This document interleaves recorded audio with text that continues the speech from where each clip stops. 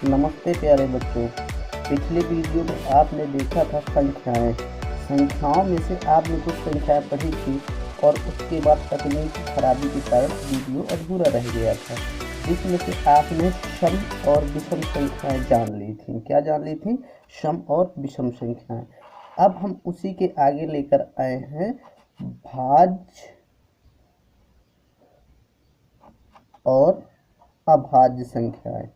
भाज्य और अभाज्य संख्याएं। भाज्य और अभाज्य संख्याएं क्या हैं? जिसने इसके पहले सम विषम इत्यादि वीडियो में नहीं देखा है तो जाके पिछले वीडियो में जाके देख लेगा तो उसे पता चल जाएगा। सम विषम होती क्या है? तो सबसे पहले हम देखते हैं भाज्य और अभाज्य। भाज्य संख्याएं वे संख्याएं होती हैं भाज्य संख्याएं वे संख्याएं होती हैं जो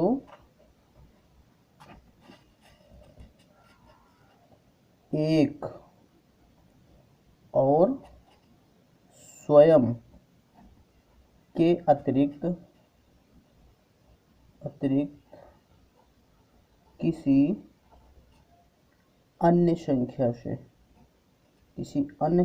से अवश्य कटती हो, किसी अन्य संख्या से अवश्य विभाजित होती हो,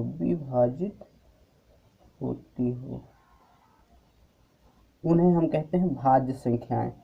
आखिर एक और स्वयं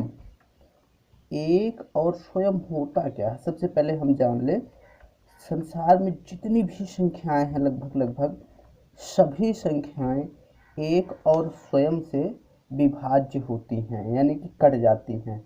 जैसे कि कोई भी संख्या आप ले लीजिए, कोई भी संख्या, मान लीजिए हमने ले लिया 10, तो 10 जो संख्या है वो स्वयं और एक यानी एक से भी कट जाएगी पूरी, और स्वयं माने यही संख्या 10, यानी कि 10 से भी ये पूरी संख्या कट जाएगी। यानी कि संसार में जितनी भी संख्याएं होती हैं स्वयं और एक से जरूर विभाजित होती हैं, जरूर कटती हैं।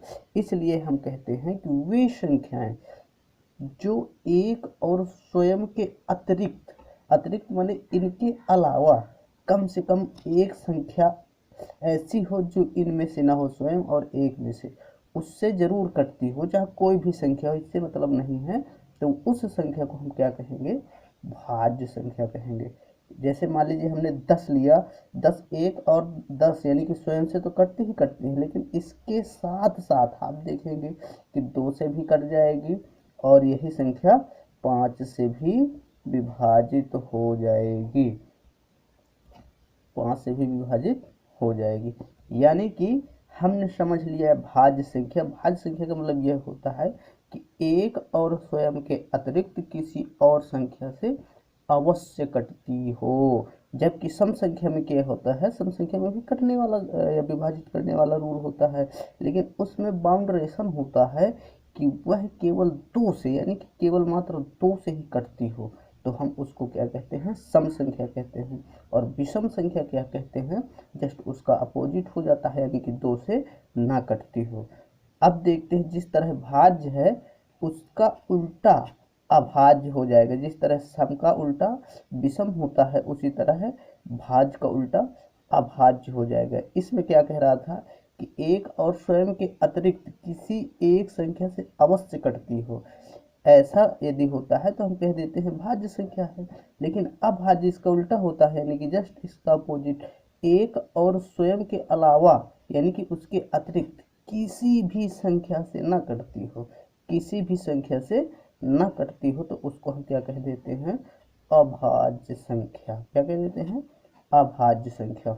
जैसे मान लीजिए एक है, तो एक से और स्वयं से ही कटेगी, 2 ये भी एक और 2 से ही कटेगा, 3 और 1 से ही कटेगा, 5 और 1 से यानी कि स्वयं से और 1 से कटेगा, 7 और 1 से कटेगा,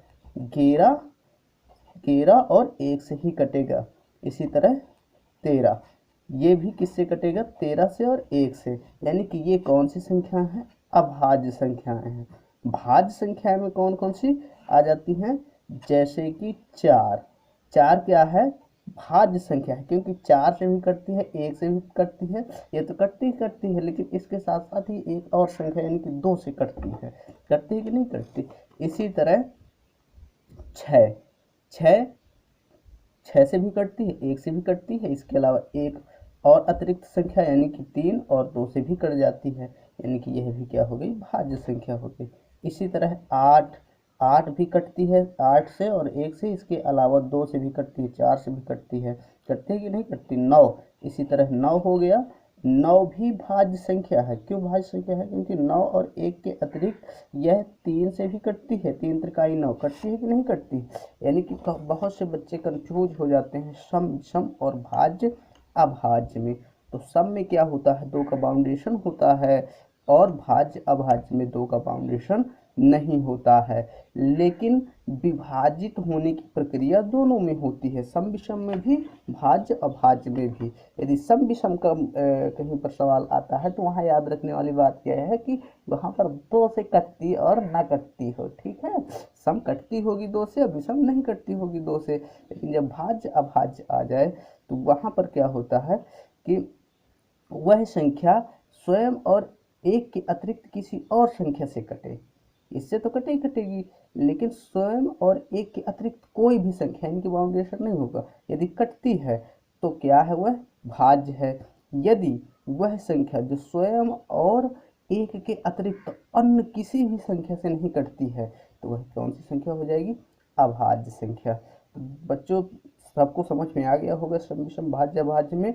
अब इसके आगे पढ़ते हैं हम परिमेय संख्या। क्या पढ़ते हैं, परिमेय संख्या, क्योंकि मुझे यही पढ़ाना था, परिमेय संख्या ही पढ़ाना था।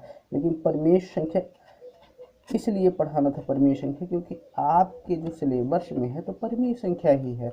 तो सबसे पहले इसके पहले परिमेय संख्या जानने के पहले जो भी मैंने बताई थी पिछले वीडियो में और यहाँ पर भी, तो वो जानना आवश्यक था, तभी हम परिमेय संख्याओं को जान पाएंगे। देखिए थोड़ा ध्यान से देखिएगा सभी बच्चे, आखिर परिमेय संख्याएं होती क्या हैं। वे संख्याएं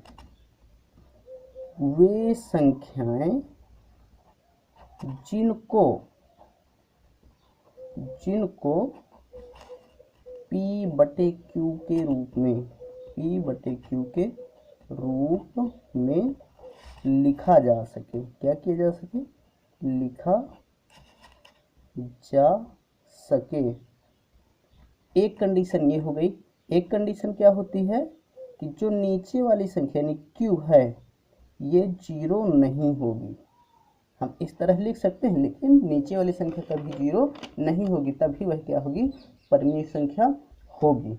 एक कंडीशन इसमें और होती है, वह कंडीशन ये होती है कि जो P और Q होते हैं ये क्या होते हैं, पूर्णांक होते हैं। क्या होते हैं, पूर्णांक।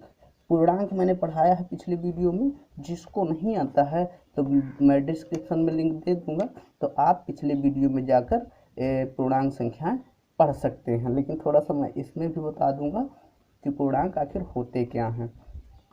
तो आपने जाना कि वे संख्याएं जिनको हम P/Q के रूप में लिख सकते हैं, P/Q के रूप में लिख सकते हैं, लेकिन Q क्या ना हो, 0 ना हो, और एक संख्या और एक बाउंडेशन क्या है कि P और Q क्या हो, पूर्णांक हो। तो सबसे पहले याद रखना पूर्णांक आखिर होती क्या है। पूर्णांक माने होता है ऋणात्मक की भी संख्याएं होती हैं, इसमें 0 भी सम्मिलित होता है और धनात्मक संख्याएं भी सम्मिलित होती हैं, यानी कि ऋण की भी संख्याएं, धन की भी संख्याएं और 0 भी, यानी इनमें से कोई भी संख्याएं हो सकती हैं। यहाँ ऋणात्मक मतलब कुछ भी ऋणात्मक, 1 2 3 4 5 6 7 8 9 10 अनंत तक ऋणात्मक में कोई भी संख्या हो सकती है। इसी तरह धनात्मक में भी 1 2 3 4 डॉट डॉट अनंत संख्याएं हो सकती है, और 0 भी हो सकता है। यानी कि मान लीजिए हम ऊपर इनमें से कोई पूर्णांक ले लेते हैं, मान लो हमने -3 ले लिया। क्या ले लिया, -3।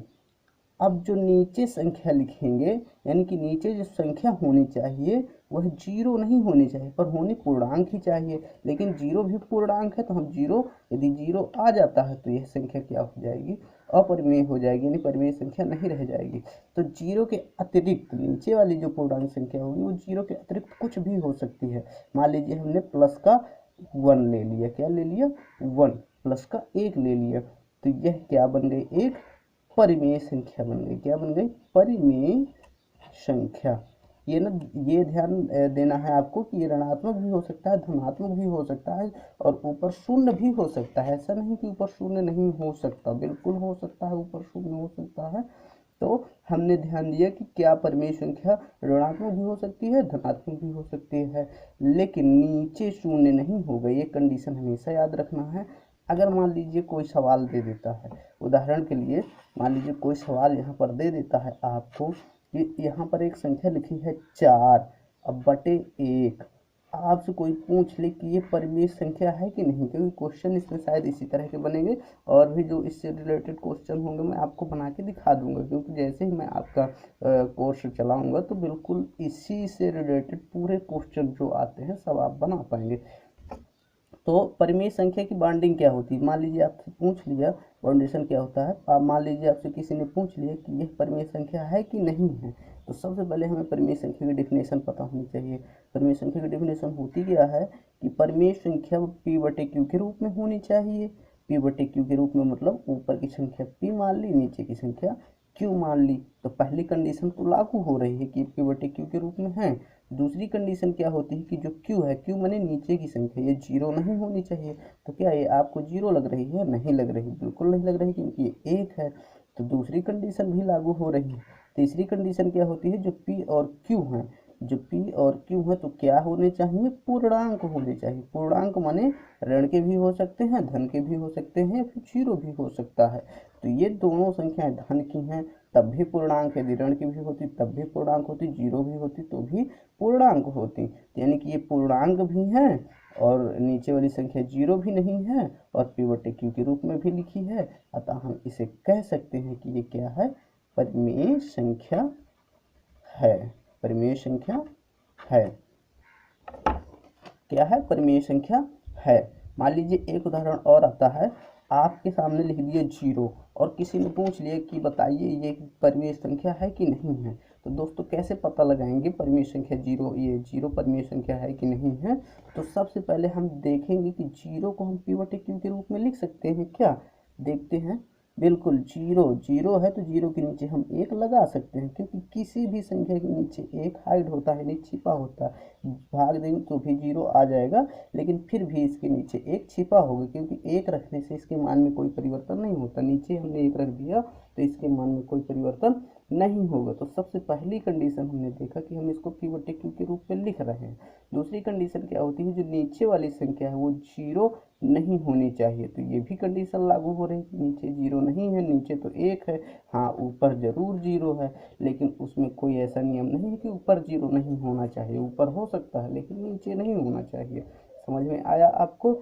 देखो पहली कंडीशन लागू हो गई कि p बटे q के रूप में, दूसरी कंडीशन भी लागू हो गई कि नीचे जीरो नहीं, तीसरी कंडीशन क्या होती है कि ये जो संख्या है ये पूर्णांक होनी चाहिए।